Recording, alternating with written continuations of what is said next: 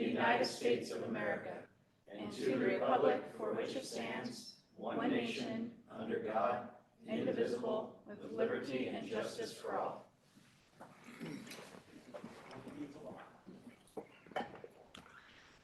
Okay. Will the Finance Director please call roll? Council President Steinhebel. Here. Councilor Conti. Here. Councilor Mann. Here. Councilor Salvage. Here. Councilor McLean. Here. Councilor Workman. Here. Mayor Chacola. Chacola. Okay, on to the consent calendar. The following items are considered routine and will be enacted by one motion. There will not be a separate discussion of these items unless a councilor so requests. In this case, the items will be removed from the consent calendar and considered separately. First, the agenda, Lebanon City Council agenda for today, August 27th. Board minutes from the Senior and Disabled Services Advisory Committee, 416. Council minutes from 723. Liquor license for Le Cirque at the Lebanon Mercantile. Grant authorization on behalf of the Boys and Girls Club. Parking restriction on East Oak Street. Right-of-way dedication for 2010 Stoltz Hill Road. Is there a motion? Move for approval. Second. All those in favor? Aye. Any opposed? Motion passes. Thank you. Okay, next up we have public comments. Citizens may address the council by filling out a testimony comment card prior to speaking. Each citizen will be provided 5 minutes to provide the comments. Council may take an additional 2 minutes to ask clarifying questions. I do not see anybody here tonight, and I do not have any yellow cards. Going once, going twice? Okay, sold. We'll move right along then. Public hearings. First up for the regular session, we have the approval of road transfer agreement. Will the city manager please present the staff report?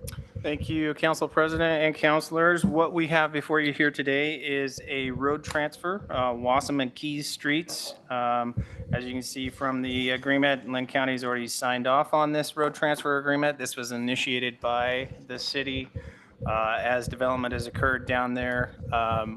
Most of it is at a city standard already. In order to alleviate some of the, when developments do occur, rather than having two jurisdictions review civil plans and road work plans, it makes more sense for us to take this. It's within our UGB. You can see what the transfer does. We don't intend to do any improvements to it other than maintain it. All the improvements being done to it will be driven by development as it occurs. I'm happy to answer any questions if you have any. Any questions from staff, or for staff, excuse me? Okay. Moving right along then, I guess, is there a motion? Motion to approve. Second. All those in favor signify by saying aye. Aye. Any opposed? Motion passes. Thank you. We are moving right along. Next up, ordinance number 7. For ordinance bill number 3038. Will the city manager again please present the staff report? Thank you again. So what we have before you here today is a proposed code change to Lebanon Municipal Code Chapter 3.16, which is our surplus property section. And I did a little research on this because one of the things that's come up over the last several months with investigating this with our city attorney and outside legal counsel is we go above and beyond what revised statute requires. So I did a little research to see exactly why that happened. In 2005, there was a council draft of this proposed language that we currently have was enacted by the city council. And basically what that did is any surplus property that we have required the city manager to solicit bids from individuals, advertise it, solicit bids, and there was a process for that. You'd give them a minimum bid to even qualify for it. Revised statute does not require that, and in some cases, that can be a very cumbersome process. So what we've done here is basically gone back to the revised statute where it still gives council the options to either ask the bids be requested. Typically what we do is we would get I want to call it an appraisal done.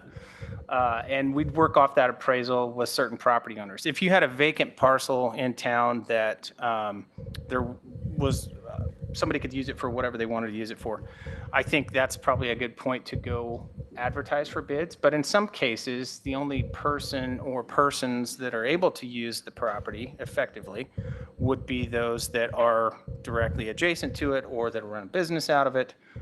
So we're proposing to change it to just follow the Oregon Revised Statute. Council can then set, hey, if we got a vacant property, we want you to go out and solicit quotes and open that up to anybody, or we want you to get a realtor and do a market analysis or an appraisal and go that route and direct negotiate with the property owner. So that's the change that's before you today. We feel like it's a good way to move forward, gives us a little more flexibility in what we do. So happy to answer any questions on that. This is just for flexibility. This is just for Anything that flexibility. gets sold, we'd still know about, so have the right to. Oh, yeah. So, I'm just so making sure. process for this, if you read through this, city council has to declare said property surplus first. That's the first step in the process. So you've got to decide whether we still need this piece of property. It's probably going to be a recommendation from staff that you don't need this piece of property. Once it's declared surplus, then you have to go through a public hearing process. So we notify in the papers, public can comment on that.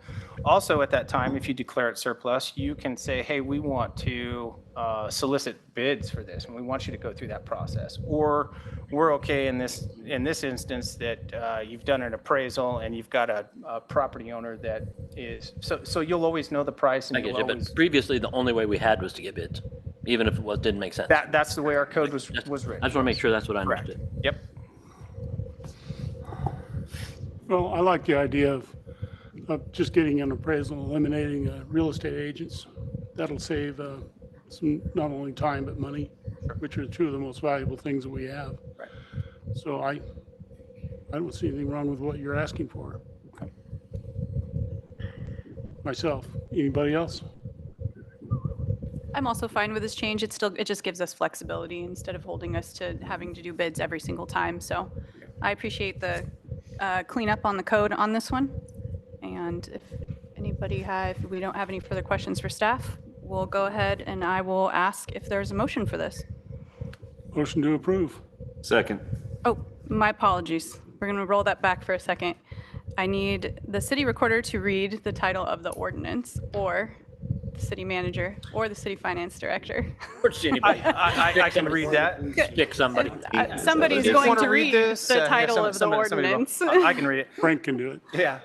A bill for ordinance revising procedures for selling city-owned real estate, amending Chapter 3.16 of the Lebanon Municipal Code, and Ordinance Bill 7 for 2025, ordinance number 3038.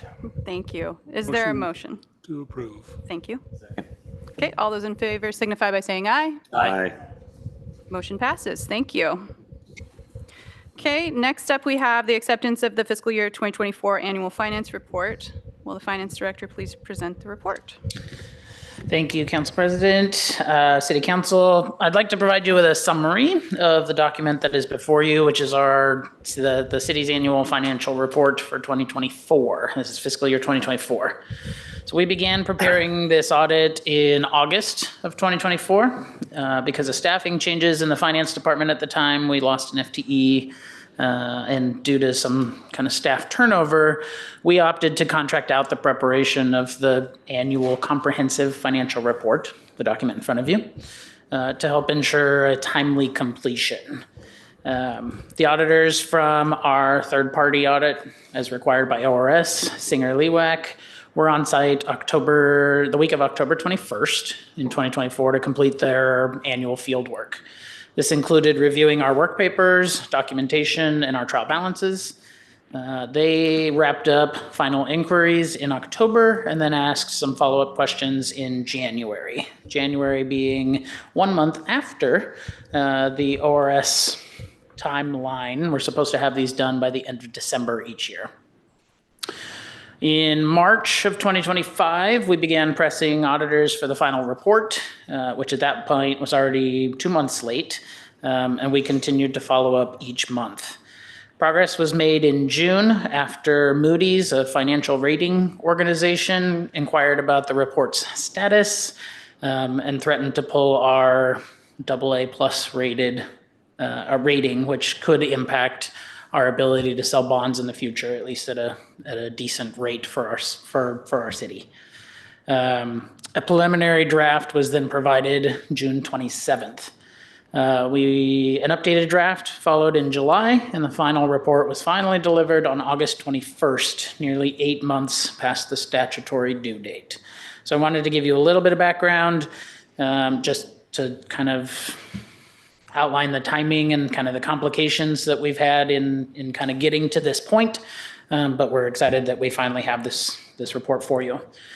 I'm pleased to report that the auditors did issue a clean, unmodified opinion. This means that our financial statements fairly represent the city's position in line with generally accepted accounting principles. They also found no issues with our internal controls, which is a good thing for us.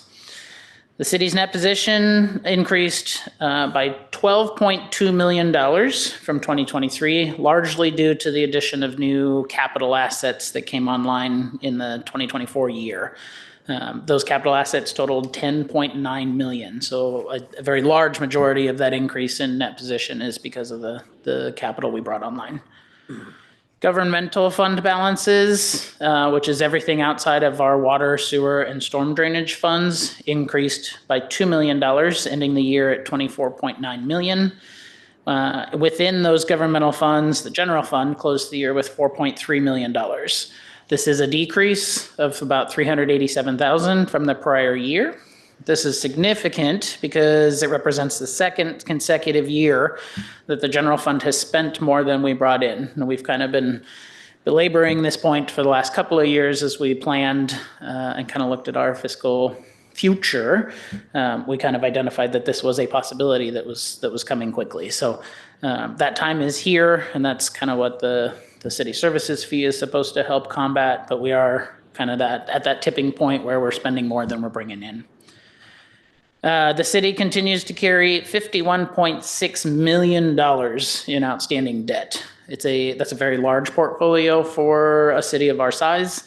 That debt is scheduled to decline annually through 2054. That's pretty significant, meaning that we will have debt service payments, at least as of this moment, through the 2054 fiscal year, and they're not going anywhere anytime soon. We did have a few findings for improvement. So these are listed in the back of your document, and I did not hit those in a summary that you all received earlier, so I wanted to make sure that we publicly addressed those. Over expenditures in the general fund, excuse me. So we did exceed in two different sections of the general fund, one in the library and the other in capital outlay. On the library side, this was due to personnel expenditures that tipped us over the overall budget for the library. And what we had hoped was materials and supplies would be able to offset that.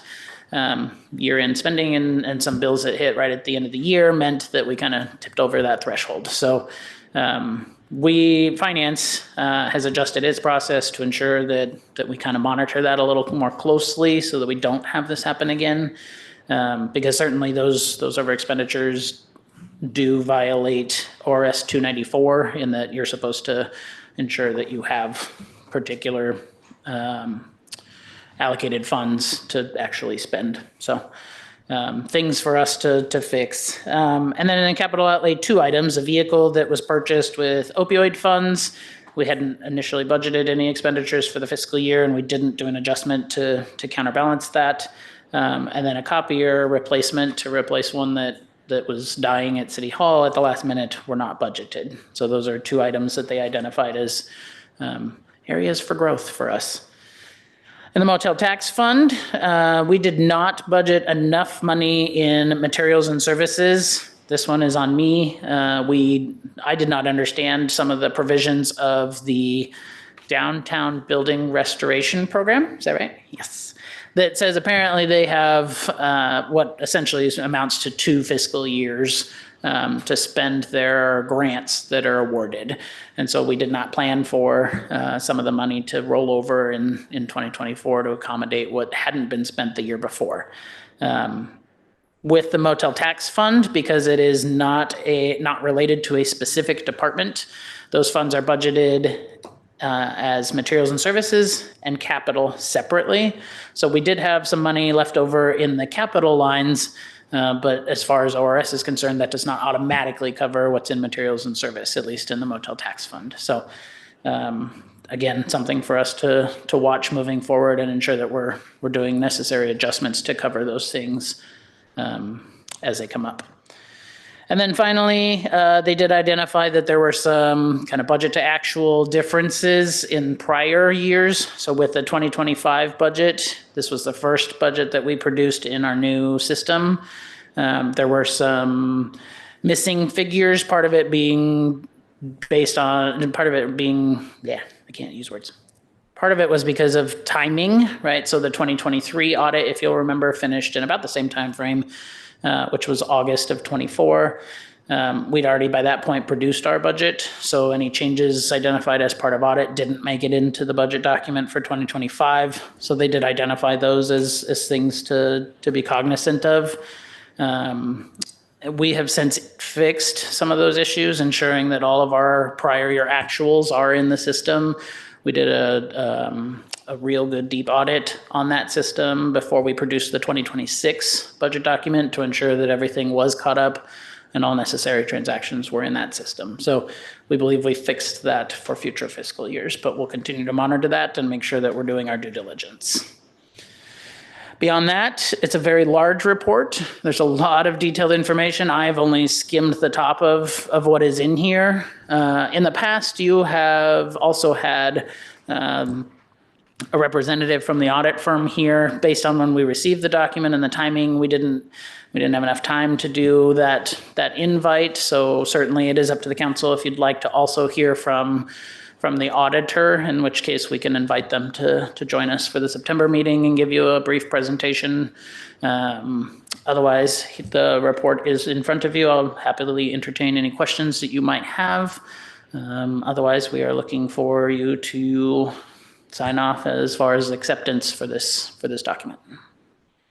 We have a month or so left to ask a dumb question while Kelly's still here. So can you describe to me, because I read it, what does net position definition really mean? What's that really mean? It's kind of the financial footing of the organization. It represents how much we have in terms of assets, and subtracting out any of the liabilities that we have, and then adding back in our capital that we have. So basically it says your organization, your city is worth this much money in the grand scheme of things. It's not necessarily all cash basis. It takes everything into account across the organization. I was going to do this, I think, from running time. Is this, findings wise, is this pretty normal? I mean, I've been through a lot of audits, so they're great, even know we find something. Yeah, I mean, I think we, certainly we wish that, you mean as far as the room for improvement items, is that what you're talking about?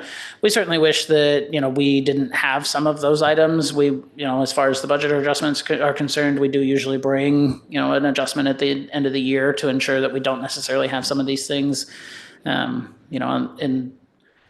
plain letters, this is an ORS violation. Is there a penalty associated with it? No, but they want to see improvement so that it doesn't continue to happen. So certainly is not our goal in this regard, but is minor in comparison to what could be. I mean, everything has cost, $56,000 a lot, have to spend to have somebody do this? I don't know how much it cost last time.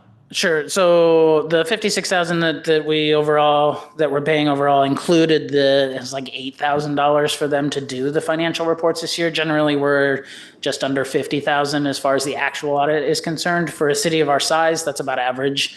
And that's only going to increase. This organization that we're working with now, we had a 5-year agreement. There is 2 fiscal years left of that 5-year agreement, and then we'll go back out onto the market. And right now, municipal auditors are very hard to find. And in a lot of cases, you're looking at places from outside the state because there just aren't that many here.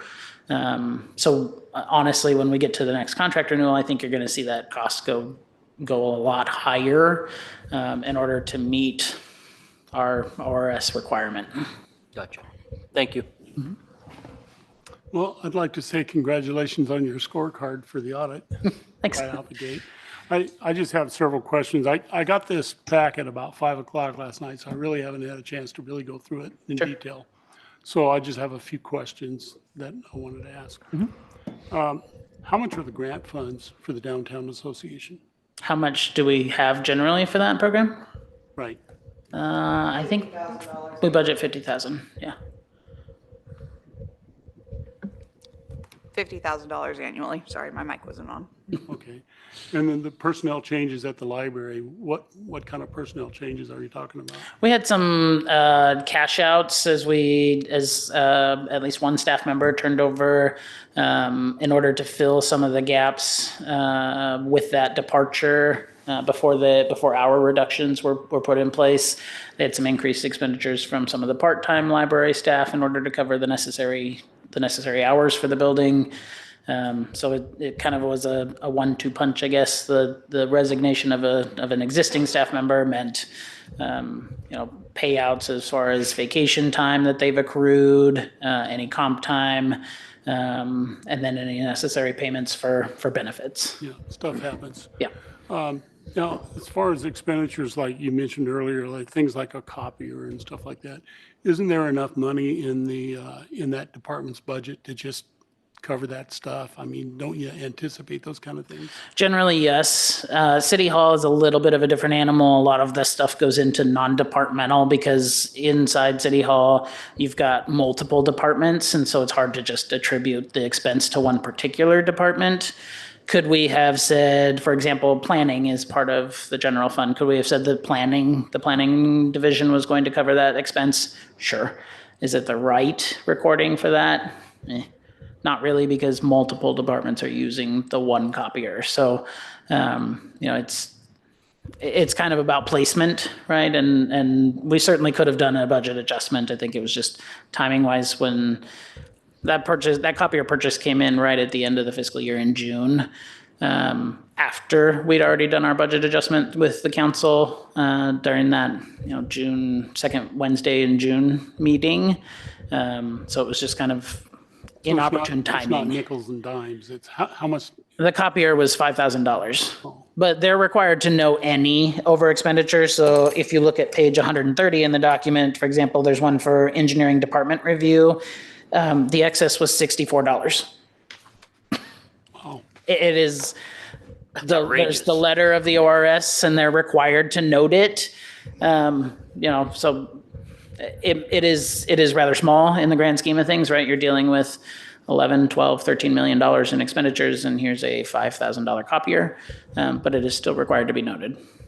Okay, another curious, just out of curiosity, on selling the city property, what happens to that money? Does it pay down the debt? Is it swallowed up in general funds? Does it go towards, capital improvements to the wastewater plant? What happens to that money? Kind of depends on the property that is being sold and the direction of the council, right? So if we were selling, or not, but say we were selling the wastewater treatment plant because we were about to build a new one, then those funds our recommendation would be that the council leaves those funds in the wastewater system so that they can be reused for either the development of the new building or whatever. Kind of multi-use buildings like the Santiam travel station or City Hall, that would kind of be more up to the council as to what they'd like to do with those funds, where they'd like to place them. Maybe it goes in the general fund, maybe it goes in a building reserve for future expenditures. There's lots of different options Well, there. for example, there's that old water treatment plant down on Second Street. Second Street. Does the city need that? Is that something that's up for sale or? Right now, so all of the buildings have been removed from that site, and Ron could probably talk more about, some of the requirements on that site in order to maybe sell it one day. We do have an existing lease agreement with another entity. They are paying us to use a portion of that property. Yeah, Ron, you can talk more about. So when we built a new water treatment plant and decided to demolish the one there on Second Street, the council at the time was asked, do you want to market this property? If so, we're going to do a deeper dive on removing pipes and that type of stuff, or do we want to hang on to this property? And at the time, it was to hang on to the property. That's not to say that we still couldn't sell that piece of property. Our water shop is over there, and there's things that, we can sell it as is. It's actually a good site, so we do not have to hang on to it. I don't know that there's even really any plan for it. But that was the direction given at that time. My big thing is, do we need all these properties scattered around, for example, we have our facility out there on Oak Street for maintenance, and do we need these other properties to park equipment or whatever? It just seems like an excess of property that we just don't need. And that's one thing that we're looking at as a group is how can we streamline what we have for facilities and properties? So, and that may be something we bring back to the city council here, because there's several other surplus properties that we need to actually deal with and get rid of. So I would guess that here in the next 3-4 months, maybe even after the first of the year, you're going to see a list of those properties and how do we streamline our operations and what can we get rid of. So, and that would be one that we could take a look at, because I don't believe there is any immediate plans for it. So. Curiosity was, is there an environmental concern in selling something that has a water treatment on it before? We did a pretty extensive cleanup on it. Actually, they did soil testing. Somebody would have to do if you were doing your due diligence, you'd do a phase 1 and a phase 2 just to make sure. But I think for our standpoint, we could sell it as is. Right. Gotcha. I'm just curious. Yeah. I do want to make one other note, and Councilor McLean, you brought this up, and thank you. I should have said something about it, but certainly you all, with us receiving this document last Thursday, you all have not had this audit for an extended period of time. There is nothing that says that we could not punt the acceptance of this to September. If you felt like you needed more time to go through it, really review the information, ask questions if you have them. There is no time rush. But what we really wanted to do is make sure that it got in front of you as soon as we had it because of its delay, right? Well, right now we have an A+ rating. Let's take it. Well, there's that. Guys, we're not going to, we could ask more questions, but we're not going to change anything at this I was point. going to say, nothing's going The to change. cat's out of the right? bag at this point, so to speak. But, part of, like I've stated in the memo that you have in front of you, you do have a fiduciary duty to at least understand, what the position of the city is, the things that we are doing well, the things that we need to improve on, right? So if there was a discomfort or a desire to hold off, it wouldn't hurt anything at this point. Makes sense. I do appreciate that. Is the temperature of council just to continue to move forward, or do you want to wait till September with this? I'm for just moving forward myself. Yeah. Okay. Moving forward. Just wanted to make sure. I only had one question, or maybe it's a clarification piece. So just by monitoring it, most of the dings were just where we went over, whether it be for $44 or $5,000. Yep. When you bring that back in June, or we have that June budget allocation fix ordinance piece, I don't remember what it's called, that would fix all of those dings, right? Yeah. We just missed these handful? Yeah, some of Okay. these, and some of these were, with us trying to solidify our office and make sure that everything was lined up. We did a much better job, I'll be honest, with the 2025 fiscal year.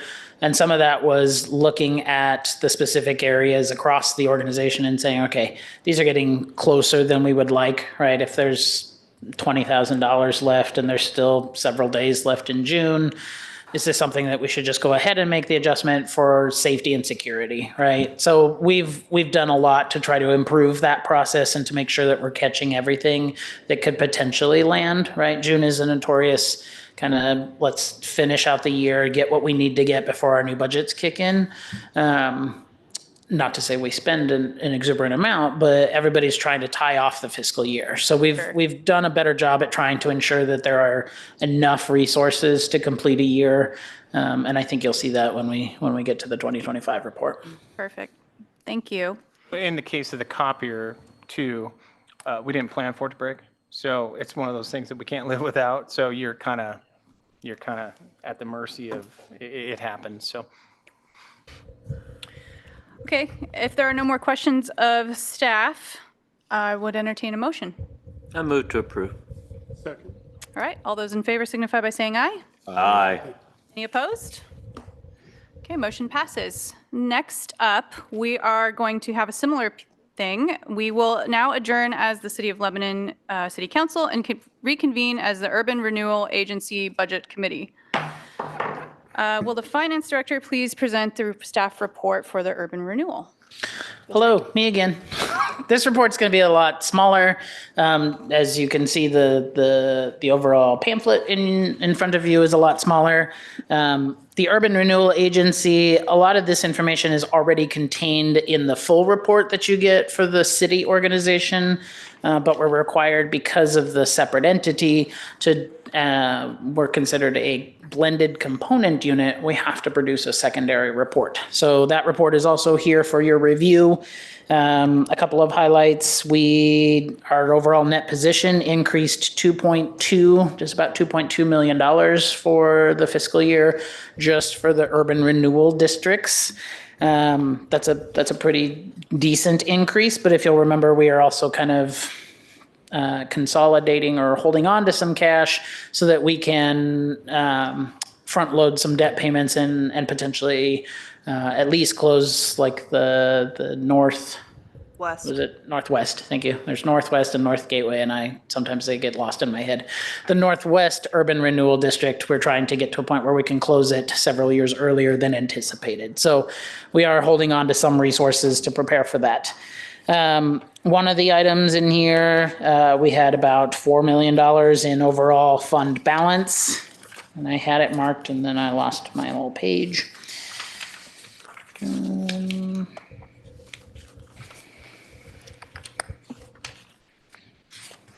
Too many numbers. No, almost. 4.5, there it is, page 5 of that report, $4.5 million in overall fund balance. And then that page also, you can see kind of the specifics as to where that $4.5 million was. Most of it sitting in North Gateway. We've got projects coming that, some of the tax payments from that district are kind of sitting in a holding pattern as we finalize the capital plan and the specific projects. So I think within the next fiscal year or two, you will start to see a lot more of that move out the door a lot faster. And we'll start to eat those fund balances. But overall, a decent report for the Urban Renewal Agency, good resources available as we get through kind of the rest of our plans in those areas and start to consider whether some of these URDs can be closed in the semi-near future. So with that, I will happily accept any questions you may have. Any questions for Brandon? Okay, is there a motion? To approve. You? Second, anybody? Second. Thank you. All those in favor signify by saying aye. Aye. Any opposed? Okay, motion passes. We will now adjourn as the Urban Renewal Agency Budget Committee and reconvene as the Lebanon City Council. Next up is the City Manager's Report. Thank you, counselors. I'm not going to get in too deep with any of this stuff unless you have questions on it. Just a couple of highlights. The LUBA appeal, I think we have submitted all that information. We've submitted the record. I have access to the record.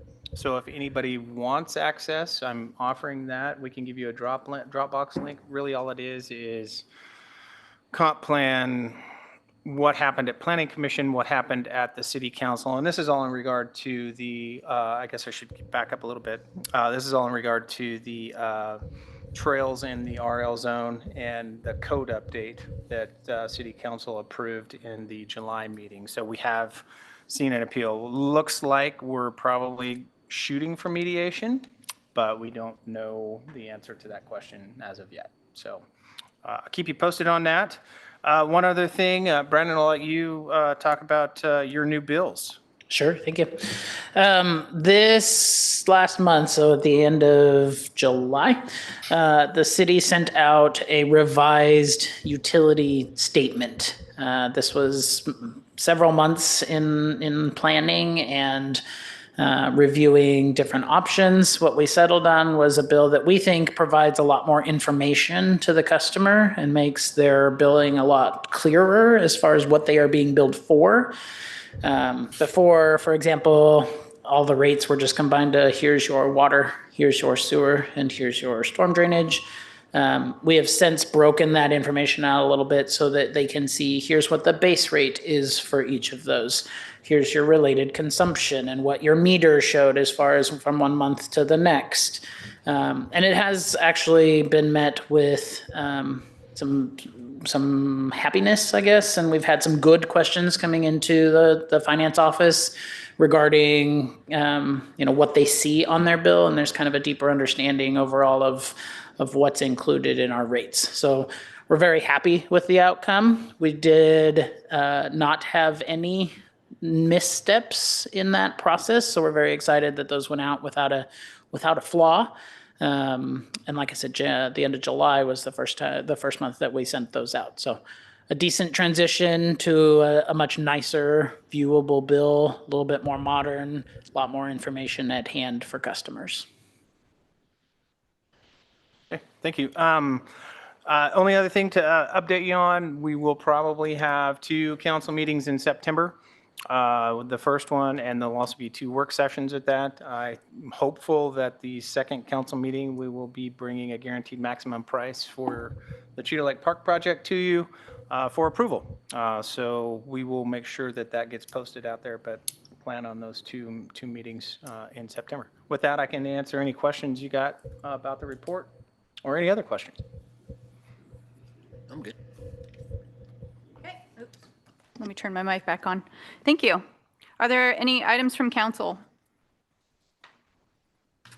No, I'm just going to acknowledge that, yeah, you weren't getting away with it. And I know you have several meetings, but I'm going to acknowledge that the email regarding Kelly Hart moving on. And I know she's done an amazing job for us. And I know she's still probably got like 2 more meetings with us at least. Yep. But it is fresh and at the top of my head right now. And I just want to acknowledge the work that you've done. And you've been amazing. And we're a better city because you've been here. So thank you. Thank you for everything. And we clapped today, and we're probably going to do it again at your last meeting. So it's like double time. All right. If there are no items from council, we will go ahead and adjourn and take a what? Oh, sorry. Were there any comments or from the press or the press? With the press or the Not. press? Our next scheduled meeting is September 10th, and we'll go ahead and adjourn now and move into the work session in like 5 minutes, if that's okay. And so it's, We could wrap up our We're kinda stuck in the conversations real middle. quick. Yeah, I know, this is the 5, 4, 3, 2, 1, hammer. so Aaron can be ready. All right, I'd like to call the work session to order. We have this on the legislative platform today, organized by Kelly, so I'm going to automatically just turn it over to her, and I Hi. look forward to this. okay. Now that you've embarrassed me, it's great. So before I get started, I am going to actually share my screen and at the same time introduce Sean Tate, as you all know. He is our legislative affairs consultant and lobbyist for the city. And so as some quick background, obviously, so we started really trying to get into the legislative affairs business for the city over the last year or so. And Sean was a very integral part of that, of teaching us the ropes. And we got our feet wet in the last legislative session process. Through our learning processes, we kind of recognize that we need a bit more input from council so that we can be more effective in our work at the staff level, and then also getting greater integration at the council level. And so we thought that putting together a legislative platform to get a good understanding of where you all stand on policy is the best way to go. So we're going to do that, and I'm going to have Sean do most of the talking because he's going to be the one taking over when I leave. And so we're going to really quickly go over kind of, as you all know, we sent over a what's the word? Survey, that's it, to get some pre-input from you all so that we can get some idea about what policy areas to focus on and kind of the overall themes. And then we're going to take you through a fun little exercise. I did some arts and crafts for you. And so we're going to try to get some consensus. This is the first step of the process. Sean is going to be coming back to you all with a draft of the legislative platform. And we will be going through an iterative process of this. So this is really for us today to start getting your temperature a little bit more about where we're supposed to go. And then we're going to kind of go through what some different structures of a legislative platform look like, and then get some final direction from you. So really quickly from the survey results, we had lots of different themes. We asked you all to provide your 5 top priorities, but then on top of that, we gave you 23 different priority options for policies. And within all of that, you all identified within 23 of them, we had hits on 21 of them. But there was definitely some of them that rose to the top. And from that information, we were able to get some key themes out of it. Definitely reopening up the municipal jail was a priority that was listed by several of you.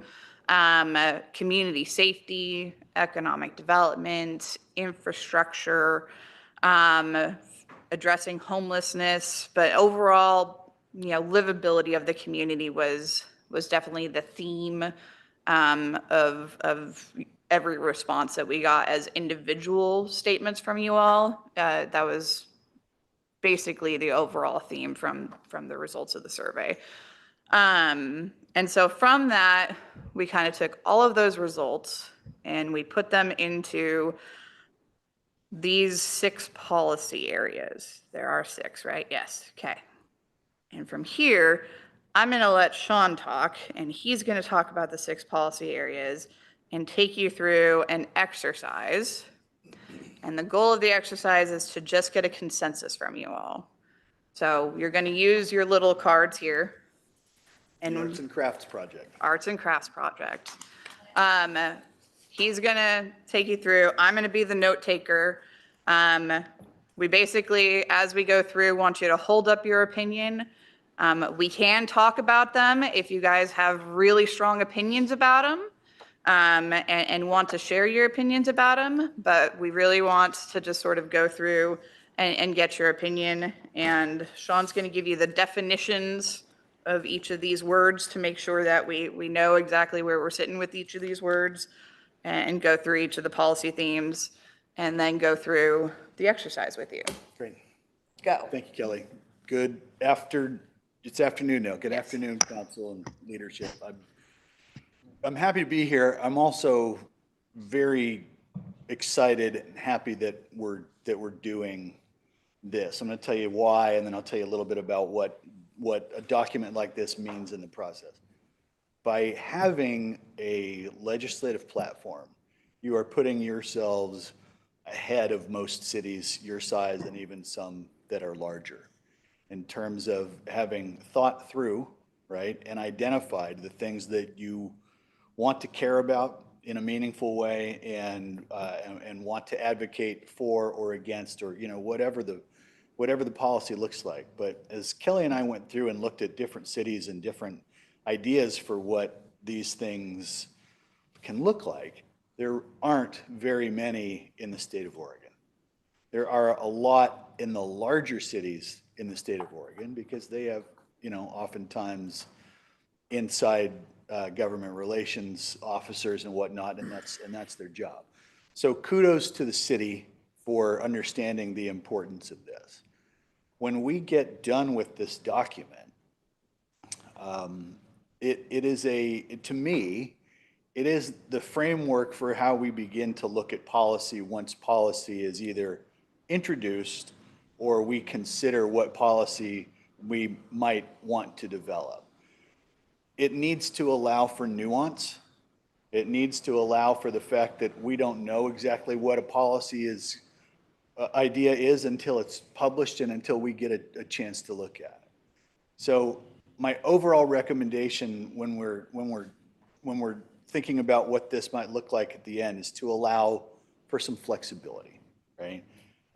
To allow for room for discussion later and refinement later.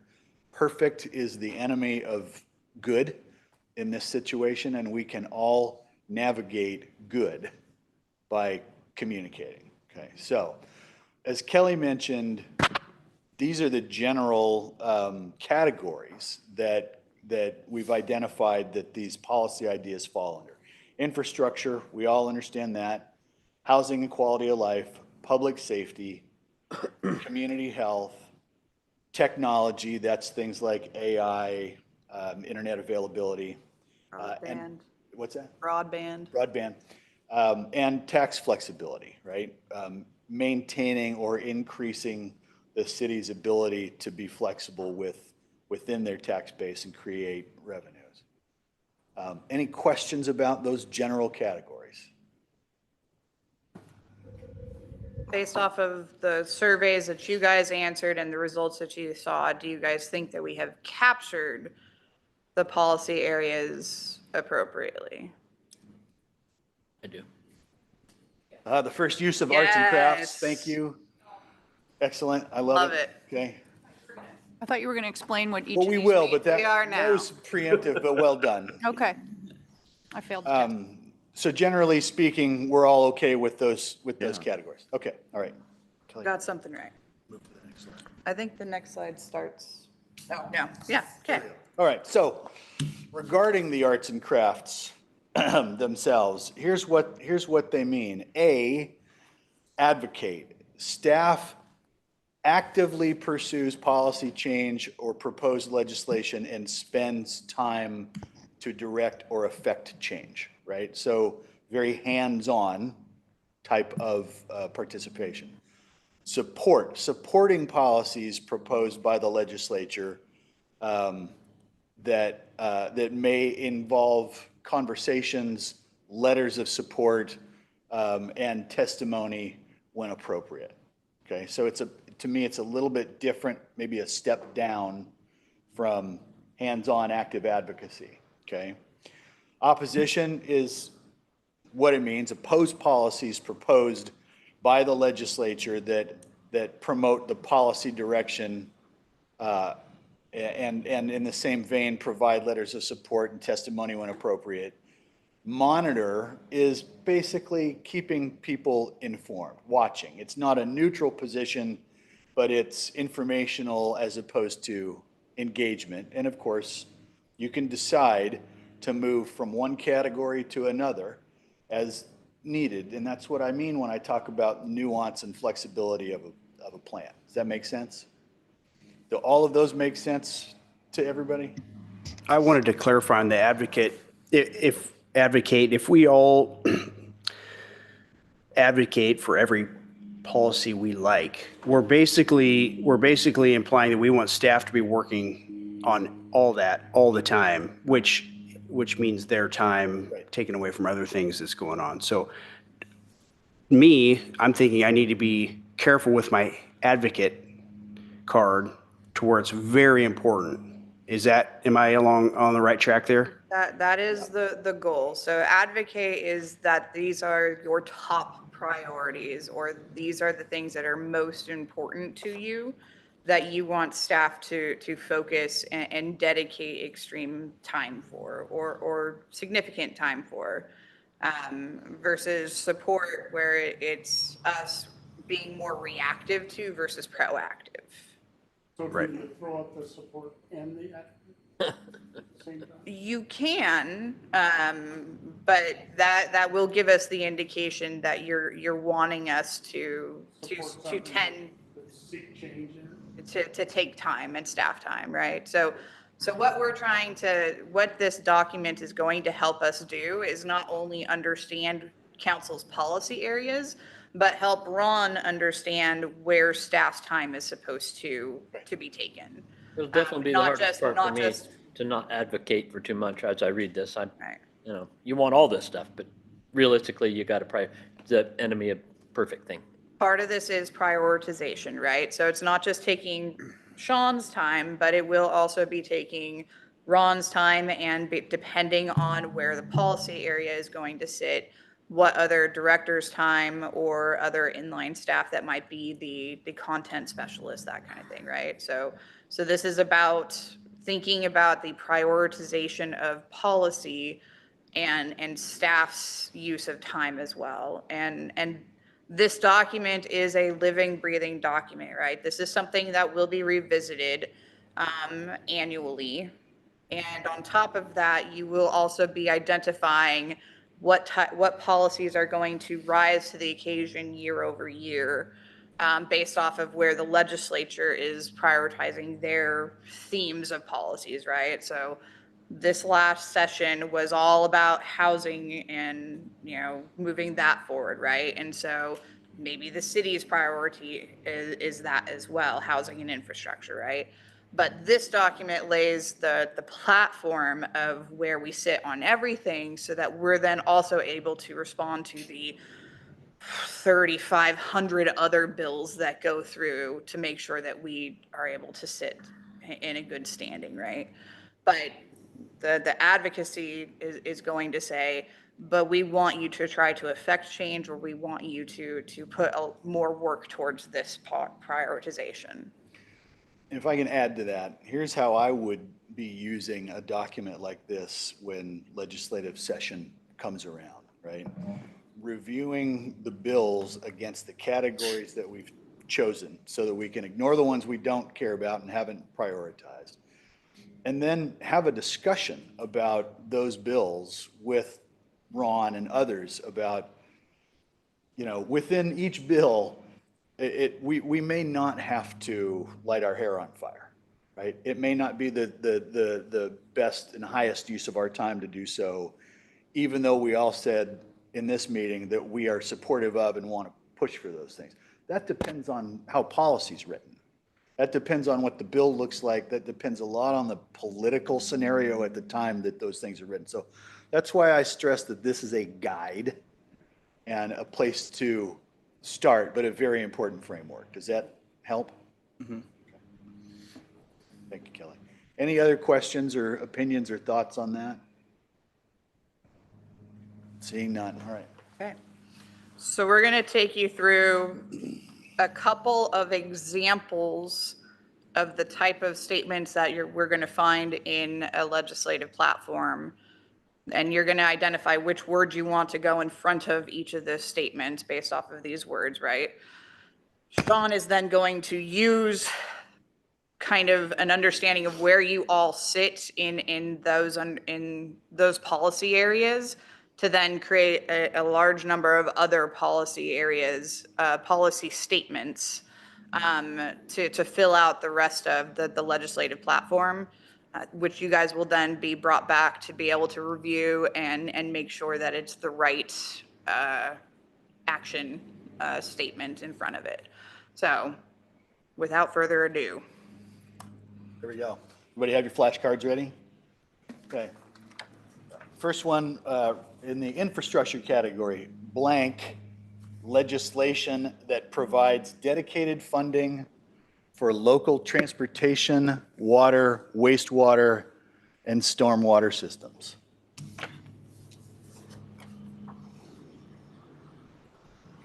For We're not getting scored on our answers here, are we? We'll talk about you later. Like Jeopardy? Okay. Great, thank you. Any questions about that? Okay, Next one. blank, I'm going to stop saying blank. legislation that provides dedicated funding for local, wait, I didn't change Nope. it. My apologies. The same one? No. Oh, no. For continued state investment in water and wastewater infrastructure, including DEQ, NPDES compliance assistance, PFAS, and PFOS treatment. We all know what that is. Okay.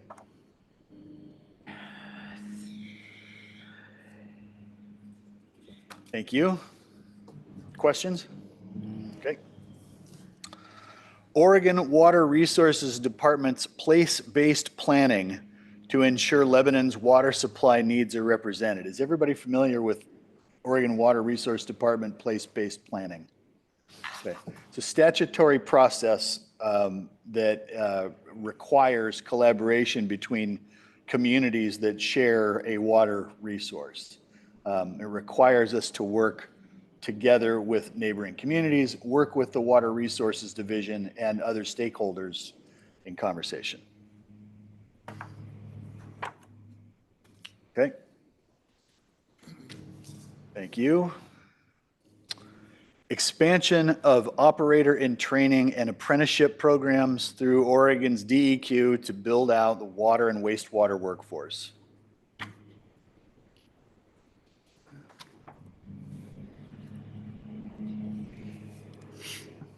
Thank you. Legislation that restricts city discretion in prioritizing infrastructure or imposes unfunded mandates.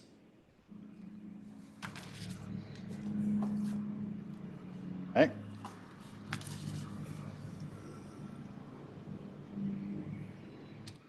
State housing legislation that establishes or expands production targets to ensure alignment with local infrastructure and growth capacity. Is there a clarification on that one? It just seems a little vague or broad to me. Support state housing legislation that establishes or expands production targets. So if the governor, for example, came out and said we want to double or triple the amount of housing in a certain area, how would we react to that relative to our own goals of and where we're at with infrastructure development and things like that? So it's legislation that mandates us to expand our housing production? Yes, that's how. Mandates how we grow. Yeah. So the statement is that it's legislation that if you are going to require expansion of targets, that it also is going to provide opportunities for local infrastructure and growth of capacity, right? So it's supposed to be that it's in alignment with both. So it's a good thing. State housing legislation that establishes or expands to ensure alignment with both. With both pieces, it's a good thing. Both Yes, pieces both together pieces are a good together thing. are a good thing. One without the other isn't Is good. right. All right. Does that make sense? Yeah. Apologies. Yep. Thanks for the question. Okay.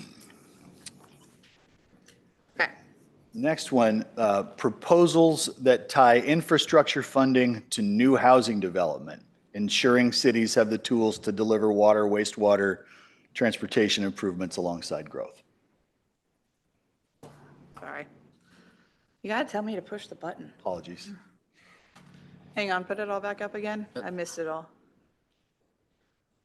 1, 2. I'm not looking at other people's answers, so I don't want to feel bad about my That's own. okay. This is a no cheat test. You're fine. You're fine. Okay, next. Preemptive state housing mandates that reduce local planning authority without fiscal tools. Okay. Thought so. Yeah, that was, okay. Investments in community livability programs. Examples are public transit, libraries, resiliency, climate adaptation that support housing affordability and neighborhood quality of life. Two supports, 1 advocate, and 3. Yeah, great. Thank you. Community safety and livability projects that improve law enforcement, fire, and emergency services. Okay. Statutory clarity and protections under recreational immunity for city parks and facilities.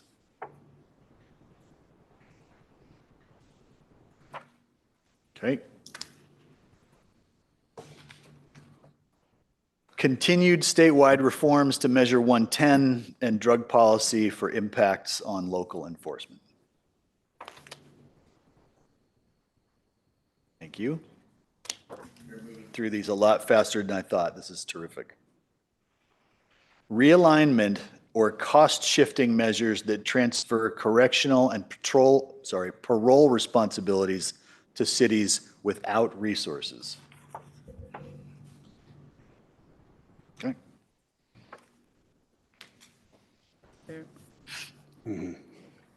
Okay.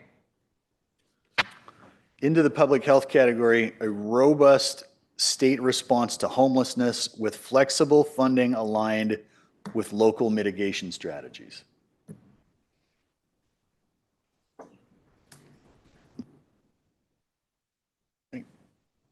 Thank you.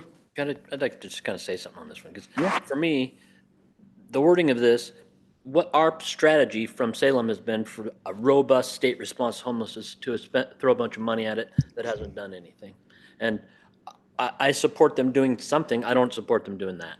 That's why I would say monitor more than support it, because I haven't seen where throwing money and building houses for people has done anything. So just wanted to throw that out there. Thank you. Appreciate it. Other thoughts? I think the key with that one is the flexible funding aligned to local mitigation strategies. To me, I interpret that as the local, whoever's receiving the funding kind of has discretion. They're not mandated by the state that it has to be housing. It could be treatment. I think the conversation at the city level, as among cities that I've been speaking to, is help us, but let us figure out what's best for our city and in our city. And I think I interpret that the same way you do. Yeah, for me, the local piece is what I kind of high centered on, because local, I think a lot of times when it comes to public health is related to counties, as they have health departments and we do not. But in this case, it would be nice to, as a city, to be able to have ownership of what those strategies look like. Okay. Agreed. Thanks, everybody. Expanded behavioral health and addiction treatment resources in Lynn County.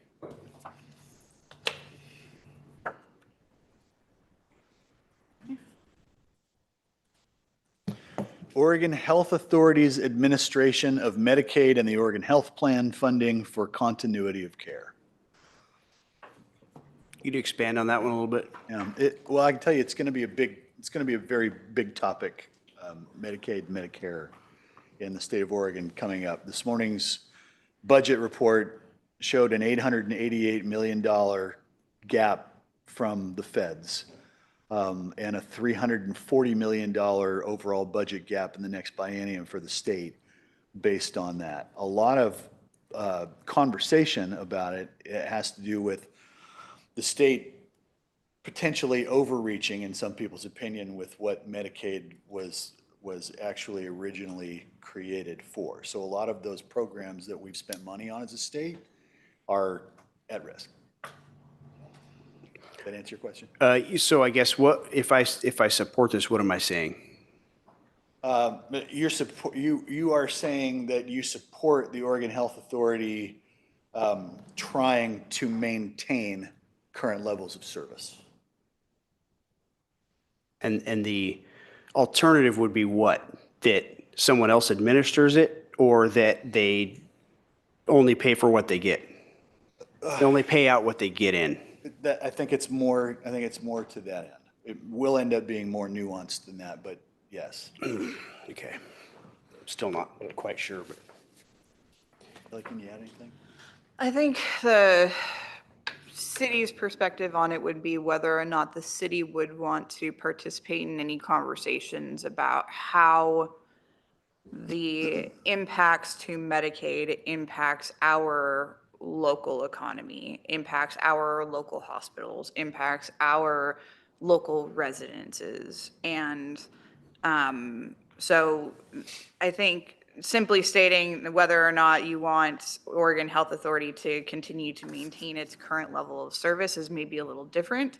I think it's whether or not you support our position in making sure that Lebanon residences the impacts associated with Medicaid are minimized to Lebanon residents, basically. I think that's how you would maybe want to evaluate this one. So it's not necessarily your opinion about how the Medicaid system is run, but more about how the Lebanon residents are going to be impacted by it. Okay. If there's a better way to word that, I'm happy to discuss that, and we have some time to do so. Yeah. Yeah. Any other thoughts on that? Okay. Well, it all ties into drug addiction and mental health, right? Big part of it, yeah. Yeah. Okay, now we need your votes. Bingo. Just hold your cards. Okay. Thanks, everybody. Legislation that ensures cities can recoup costs from broadband and utility providers. Did we miss Did I one? skip one? Yeah, I think you did. you missed the 110 thing. Yeah. Oh, I did. I'm terribly sorry. Addiction policy reform that redirects Measure 110 resources into treatment while preserving enforcement tools.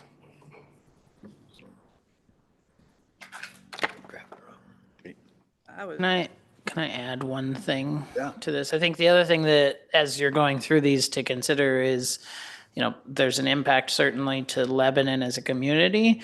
There's also an impact potentially to things like our state shared resources and the money that we receive from the state of Oregon to do different things, right? So several years ago, 3 or 4 years ago, they diverted some of the 110, Measure 110 diverted some of our marijuana funds that we used to get from the state towards more treatment options and stuff like that. And it resulted in a drastic decrease in what cities across the state received in state shared revenues. So I'd say kind of keep some of those things in mind as well, is that some of these will also have a budgetary impact to this organization, which then has a direct impact on what we can provide in services to this community. And I think that's where the nuance comes into play, right? This is not a black and white, Because right? we're applying this to something we haven't seen yet. That's right. Yes. That's right. So Right, it depends on what they ask for. yeah. So this is going to be played against, we understand that these are generalized policy statements, but we are going to also be evaluating your strategic plan, your mission for the organization, your key policy objectives of fiscal responsibility and all that kind of stuff, right? And so this is, as Sean said, a guiding post, not we shall take these positions. And So- we will assume that if it comes up, I'm not saying support giving my money away to somebody else or taking less. Correct. I'm supporting the monitoring and being involved in that if it comes up. Correct. Okay, thank you. We're establishing this legislative platform, not just for the short session in January, but this is like meant with some legs. It's going to Yeah. have some time. Okay.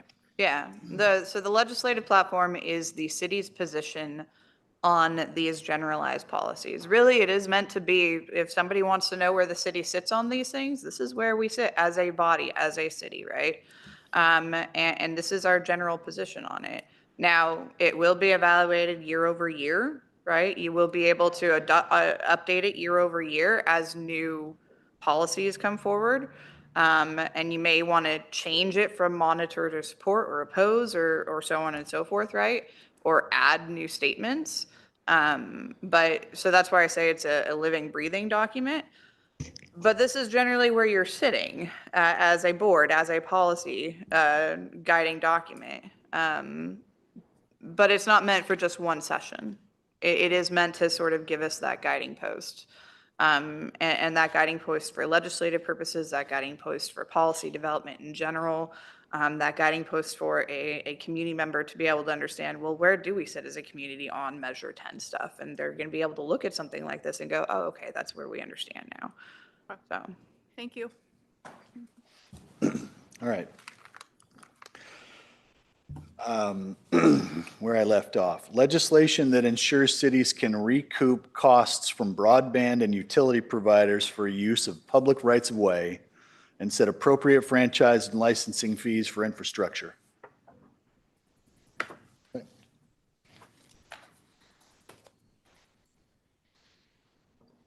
digital universal availability programs that expand access for underserved communities.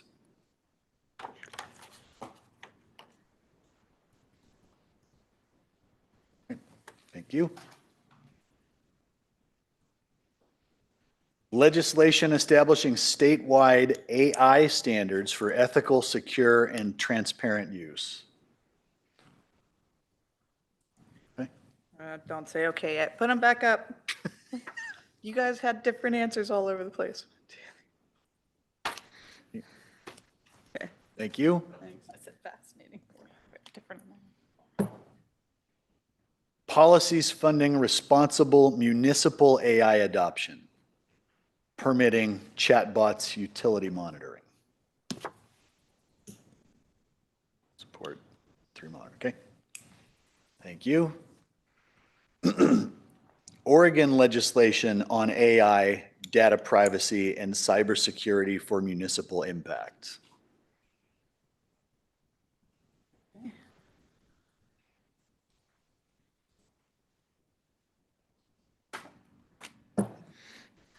Unfunded cybersecurity or AI mandates that create local Yeah, administrative Bruce, put burdens. one word in there.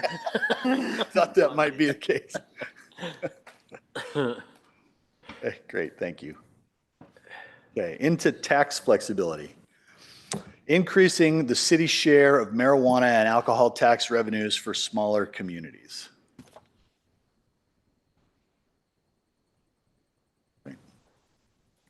Thank you.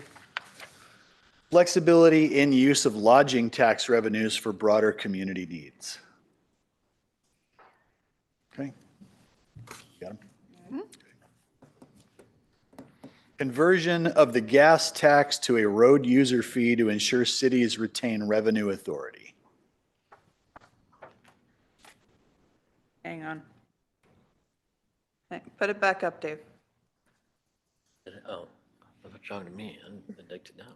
Okay. Right.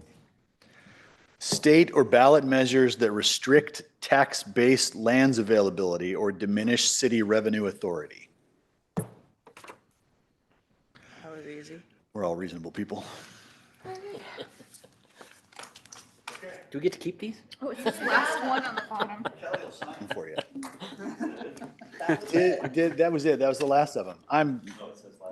Yeah, that's, I really appreciate your answers and your feedback. And I'm happy again to discuss any changes in language as I move into, putting this draft together for your final approval.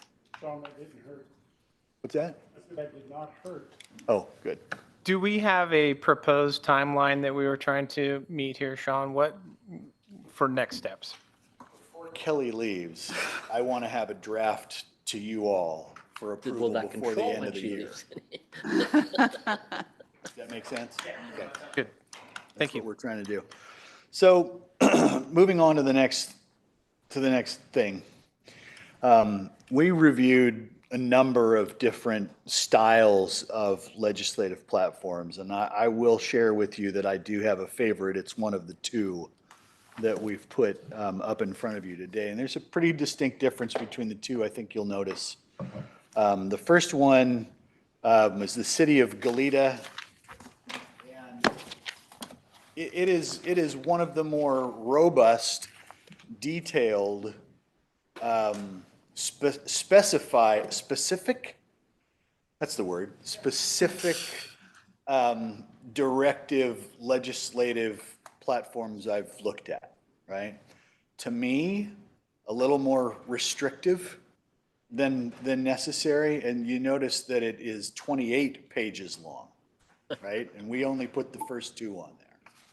And so they really tried to, in my opinion, with a document like this, they've really tried to answer all the questions before they've seen the questions themselves, right? So it's detailed, but it does not, it's maybe a bit of an overreach, and again, an attempt to be perfect versus the enemy of the good, okay? This is a council decision, not a Sean decision, but that's my opinion.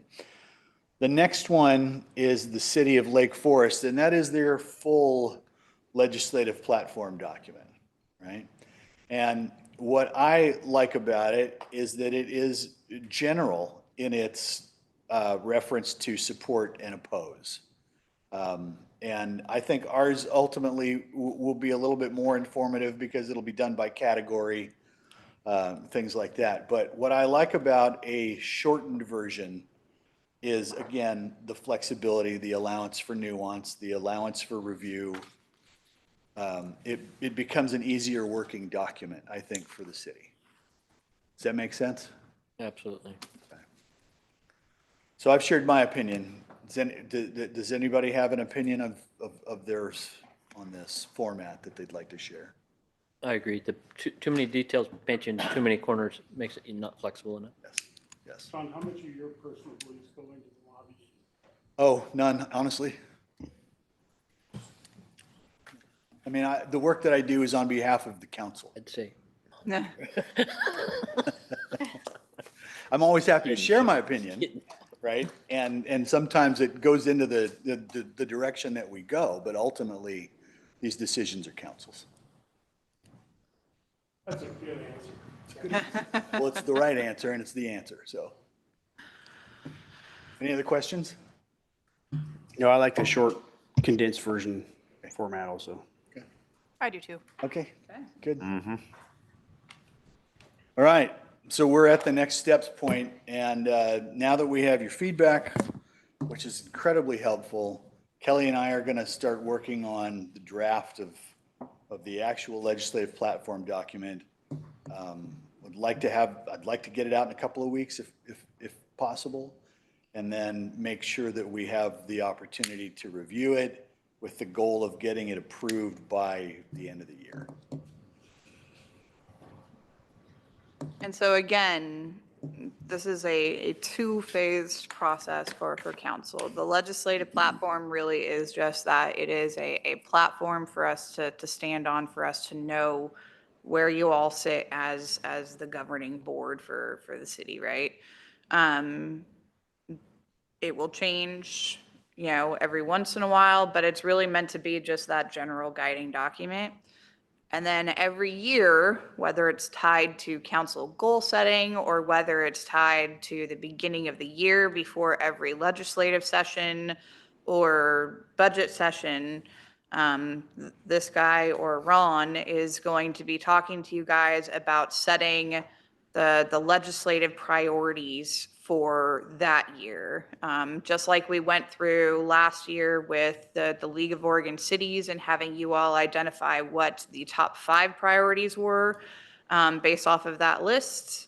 We'll be doing that annually as well, and you can use the legislative platform as your basis of, where you guys sat on advocate versus support versus oppose sort of thing, to sort of identify, well, we sat with advocate for these areas, so I think we need to put those as where our legislative priorities sit, sort of thing, right? So year over year, you're going to continue to see this, and it's going to continue to evolve based off of the nuances of what happens at the state and the federal level. But that's how it kind of all ties together into a nice, hopefully neat package that Ron and Sean will take you through. The Ron and Sean show. It's the Ron and Sean show. That's handy. Can't wait, buddy. So, I think this is great. I'm excited about it. Thank you. Good. Yeah, likewise. Appreciate all your feedback. Okay. Very impressed and happy with the survey answers that we got back. Very, very, very thoughtful. Really good to know. So. Thanks for doing this. My pleasure. Thank you. All right. We will go ahead and close our work session, adjourn at 1:26 p.m., and we will move into an executive session here in just a couple minutes. Yep. Moving right along.